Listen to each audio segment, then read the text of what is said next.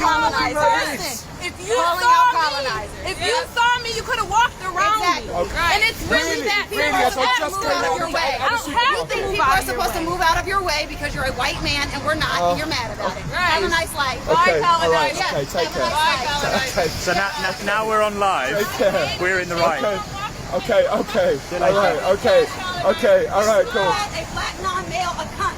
You're a racist. And you, how am I racist? How am I racist? I can call anyone a cunt. I can call anyone a cunt. I can call There is anyone no a cunt. racism. You're the one that called us crackers. Look, go and You carry. call a black non-male a cunt. See you later. You are a racist piece of trash. Okay. So you called us Burn in the hell crackers. that you belong in, you Ow, fucking did you demon. take the jab? Burn in the Did you hell take the jab? Hey, don't Did you take? One of the most frustrating and awful things about a narcissist is they metaphorically step on your foot with something horrible like a betrayal or a smear or name calling or something really cruel, and you say, ouch. But then they act like the victim. How do you stop a narcissist acting like a victim when they hurt you? You can't. The only thing you can do is pull your foot away so it doesn't get stood on, so you're not saying ouch anymore. Take your person away, heal and recover. It's your only answer. Do you relate to the narcissist playing victim when they hurt you? Let me know below.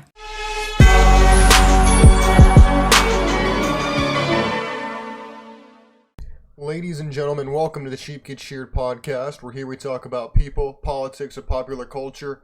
I'm your host, the one and only Austin Creed, and my friends, I want to welcome you into the show. Today we're going to be talking about something that might ruffle some feathers.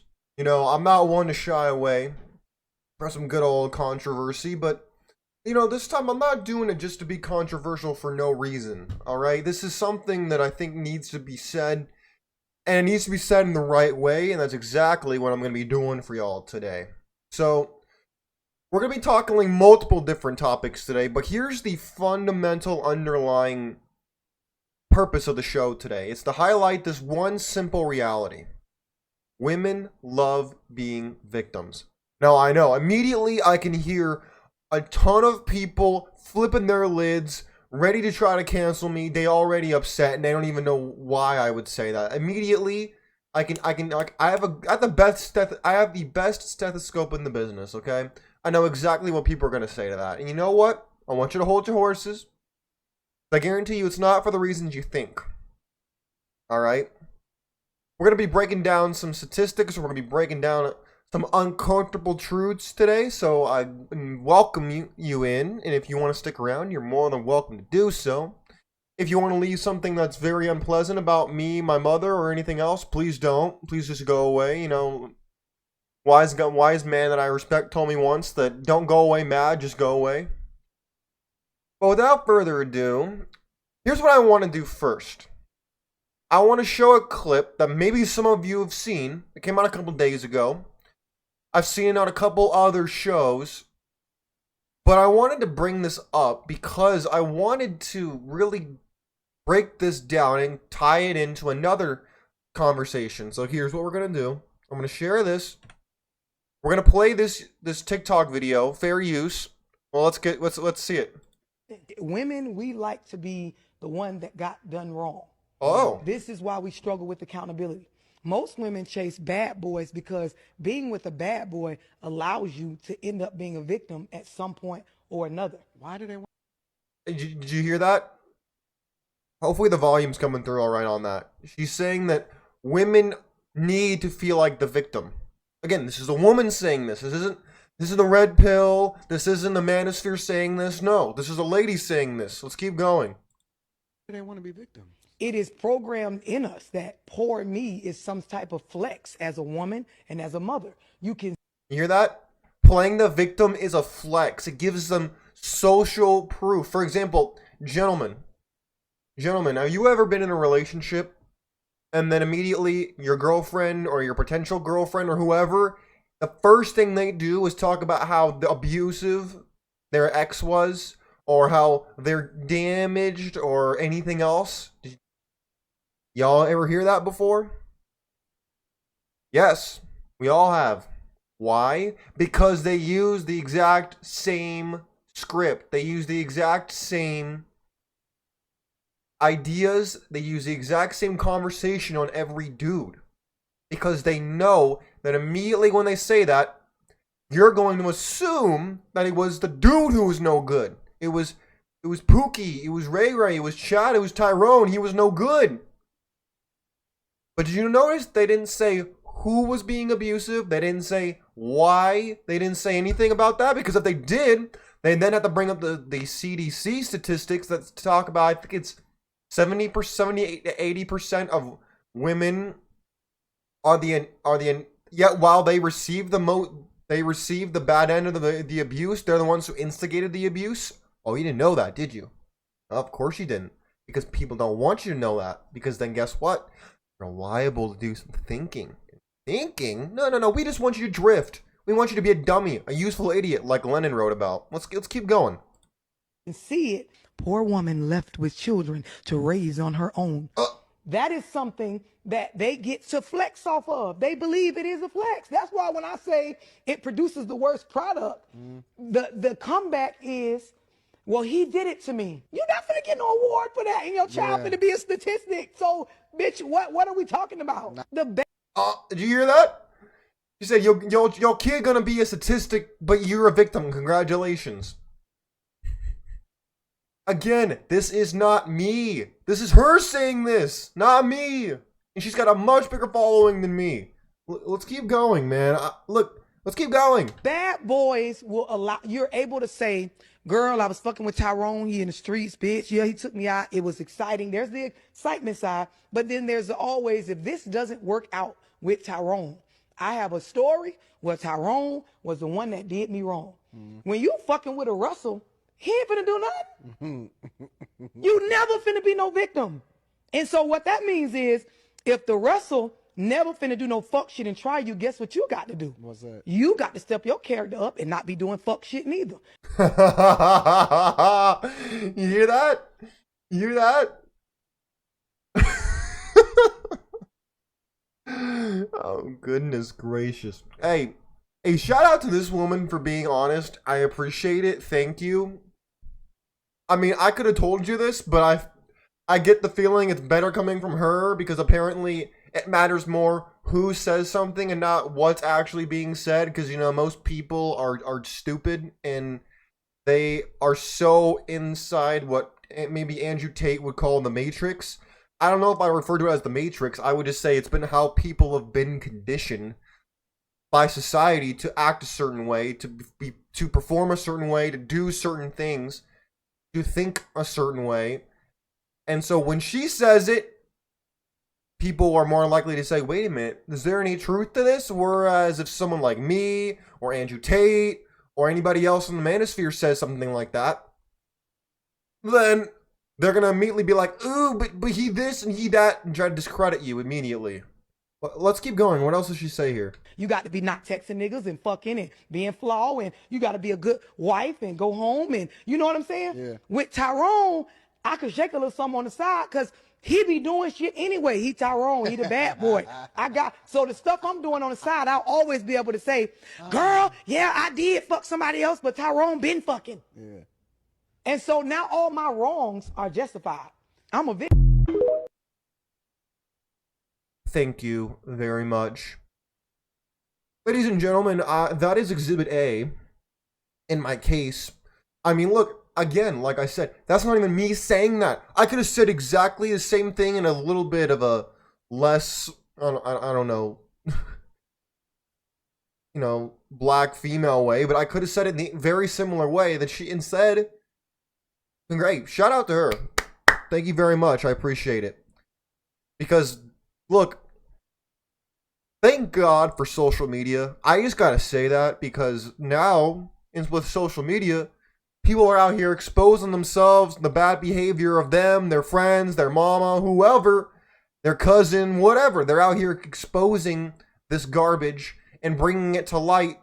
So all of you men out there, unless you're completely off the grid and you're Amish or something, you got no excuse to not listen to this stuff. I gotta be honest, it's the men out here who are the hope strategists, who are out here trying to make things work and are ignoring reality. everybody ignores reality to an extent. But gentlemen, we've almost taken the place of women about 50 to 100 years ago. With wanting things to be different. Hoping they're, you gotta find the right one. Because she gonna be different. And right, because everybody marries somebody and says, you know, this is definitely the wrong person. But you know what? I'm still gonna marry him anyway. No one does that. Everybody thinks they're marrying the right person. That's why that argument sucks. And it's stupid.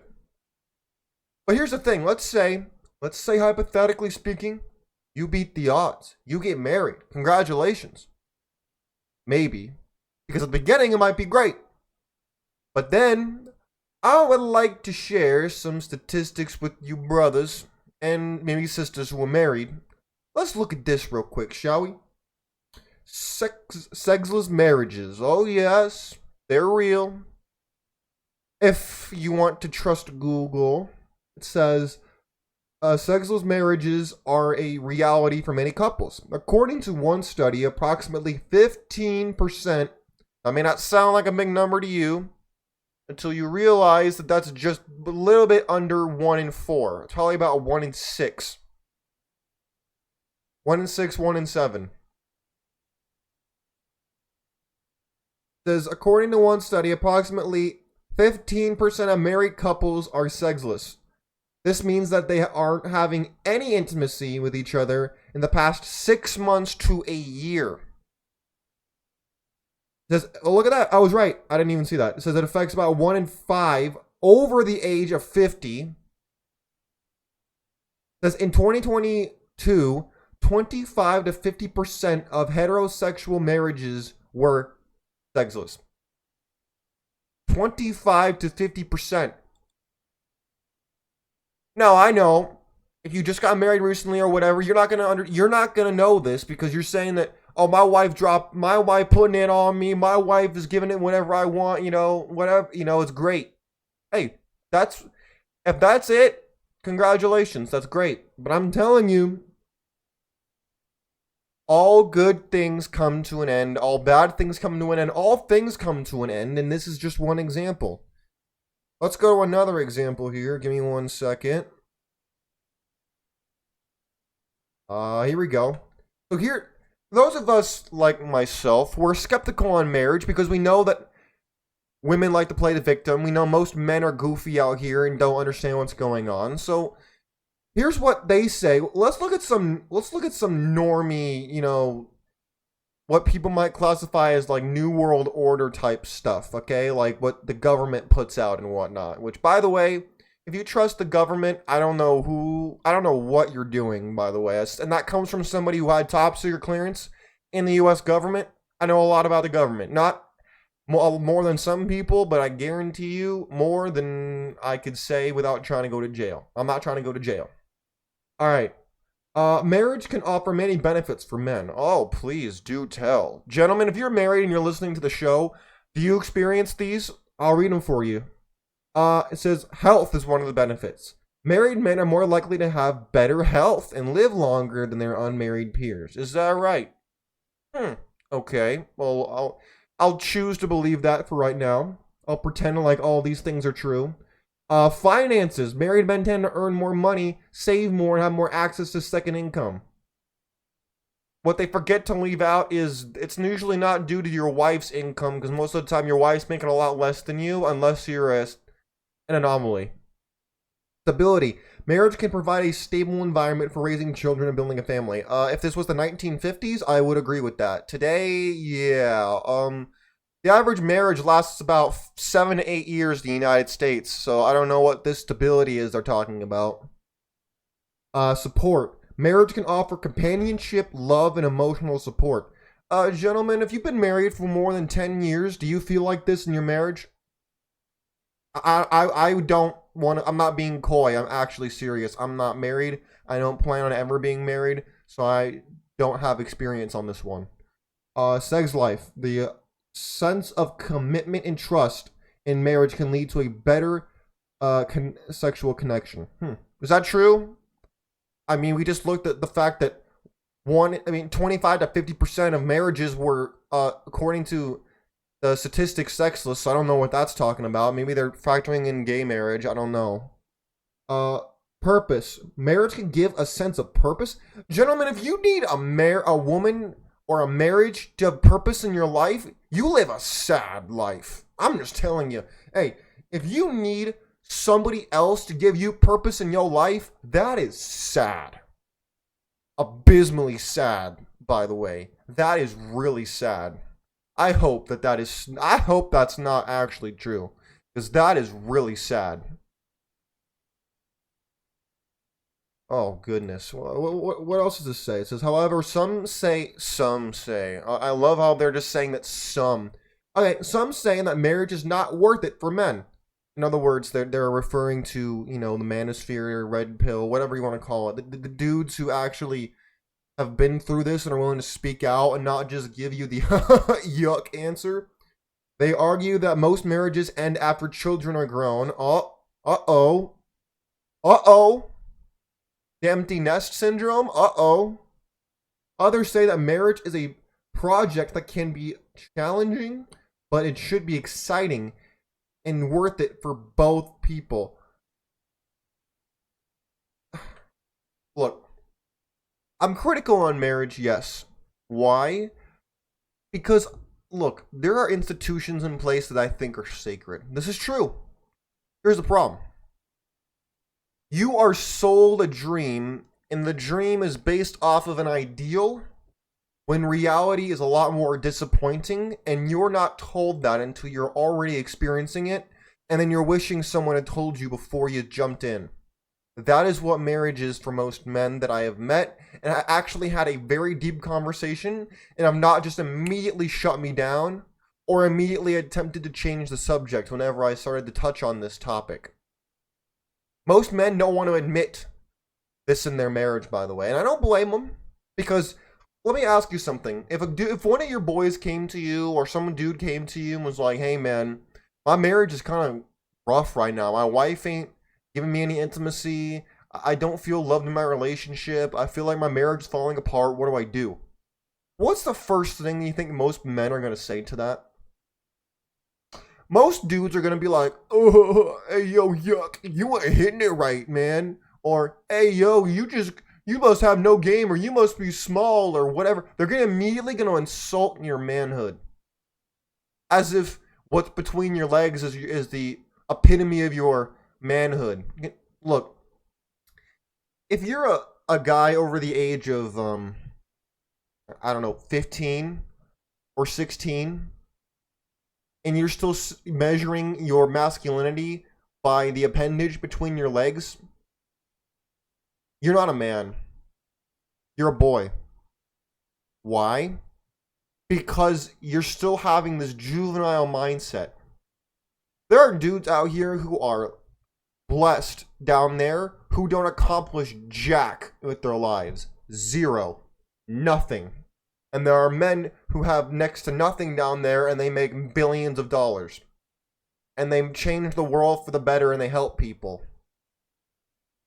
Who do you think is a more superior man? Well, that's really up for you to decide, isn't it?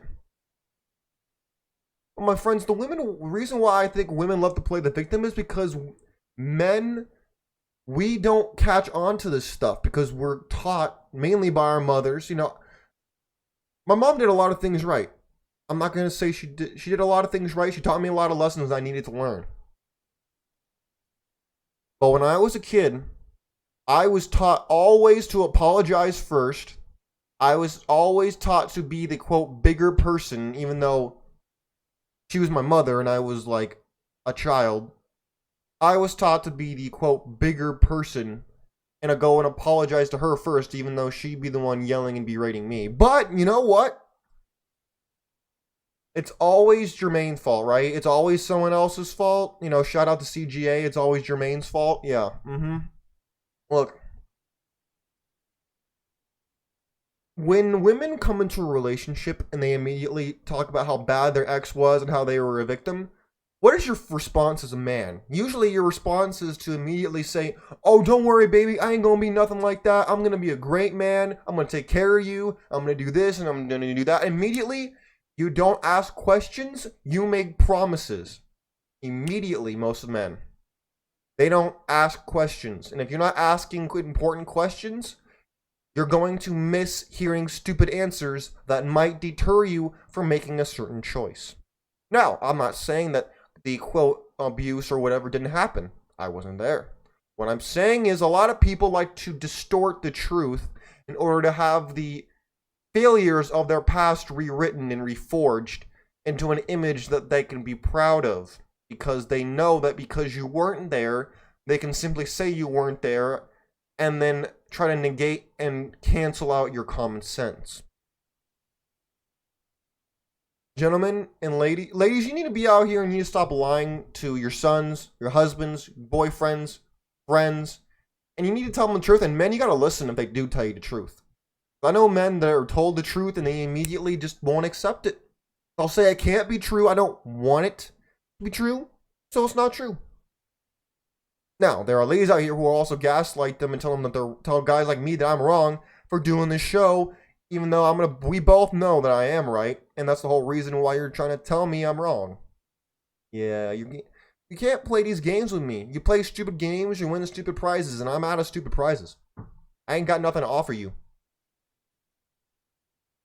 My friends, I welcome you to discuss your relationships, to discuss your opinions.